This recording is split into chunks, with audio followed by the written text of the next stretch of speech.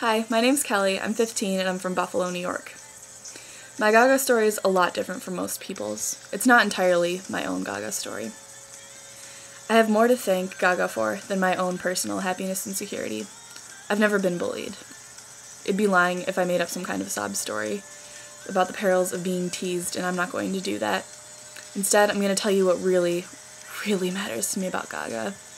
What she did for my friend, Jamie Rodemeyer. I'm sorry if I cry. At this point, there's no doubt in my mind you've heard his name before. When we met in 2009, though, he was just another 6th grader at my middle school. We were brought together by our mutual love for Gaga right after Just Dance came out. I remember one day I was on Facebook and I was just surfing around and I saw this kid whose profile picture was Lady Gaga. And I was like, hey, I like that artist. So I added him as a friend and the rest is history. You know, we love to discuss what her videos meant and especially what she meant to us. For Jamie, it was accepting himself, and for me, it was the same. You know, I'd always been an outcast in middle school, not in a literal way. I mean, I had a ton of friends. I mean, I guess you could say I was pretty high up on the social ladder, but I never really fit into any of the middle school caste system. Whenever kids are between the ages of 10 and 13, they feel the need to sort themselves. You got the stoners, the preps, the jocks. I never really felt like I fit in with any of them. And you know, they'd be talking about things they all had in common, and I just couldn't. And Jamie was the same way. We both found an identity in Little Monster.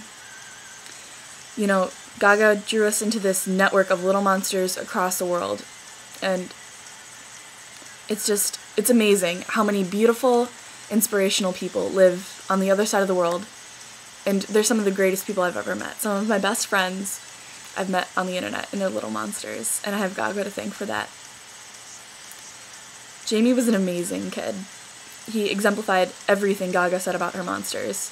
He always knew what to do to make people happy, and I remember him loving the line, "A race within the race of humanity, a race that bears no prejudice, but boundless freedom."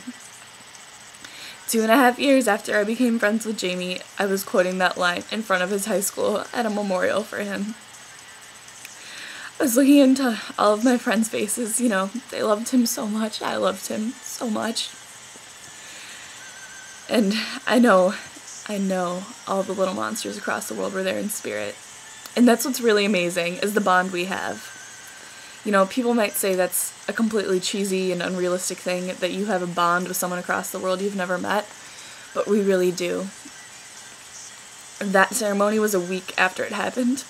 I remember the day like it was yesterday. All I could do was scream.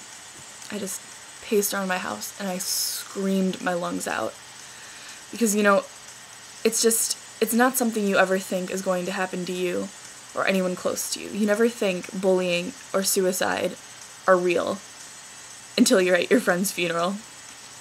And you know, Lady Gaga was there for me every step of the way, and she saved my life so many times in the last 5 months. I've lost count. She's the most amazing, beautiful, wonderful person in the whole world. And I know Jamie would agree with me. She saved us from ourselves so many times. I can't even describe my love for her. It's hard to believe that the kid that used to meet me at my locker after school is the kid all the tabloids are talking about. He's the kid who's been on the Today Show. He's the kid Lady Gaga herself sang about in her iHeartRadio performance. You know, after that happened, there was nothing, I couldn't do anything but just watch TV and watch the news and look and, you know, this is real. I had to think, this is real. And it got me thinking a lot about, you know, the point of life. Like, did I enjoy my life? Was I having fun? I mean, I go to an all-girls Catholic school now, and I am not very well liked.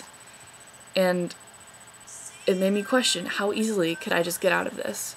How easily could I take this away? And I knew the answer was just as easily as Jamie. And I remember the morning after I found out about Jamie being gone, the first song that came up on shuffle on my iPod was Marry the Night. The line, "I'm gonna marry the night, I won't give up on my life, saved my life." It gave me the strength to make it through the day at school, then the week at school, then the next month, and every morning I listen to it. It's the first song I listen to. Gonna marry the night, I won't give up on my life. I'm a warrior queen, live passionately tonight. Because Gaga wouldn't want me to hurt myself. Neither would Jamie. And I'm not going to. I'm gonna marry the night. Lately I've been struggling a little bit more than I used to.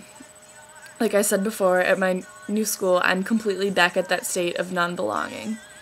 I'm the only little monster, so there's no group for me to join or, no one really for me to relate with. But I always have little monsters to come home to at the end of a hellish day at high school. And really, they're what keeps me going. They're my true friends, and I know I can always count on them. There are a lot of days when I feel like just coming home and swallowing a bunch of pills and being done with it. Gaga has showed me that it's not how you handle your problems, and it's not how I'm going to handle mine. Because I'm beautiful in my way, because God makes no mistakes. I'm on the right track, baby. I was born this way. So were you. Pause up forever. I love you, Gaga. I love you, Jamie.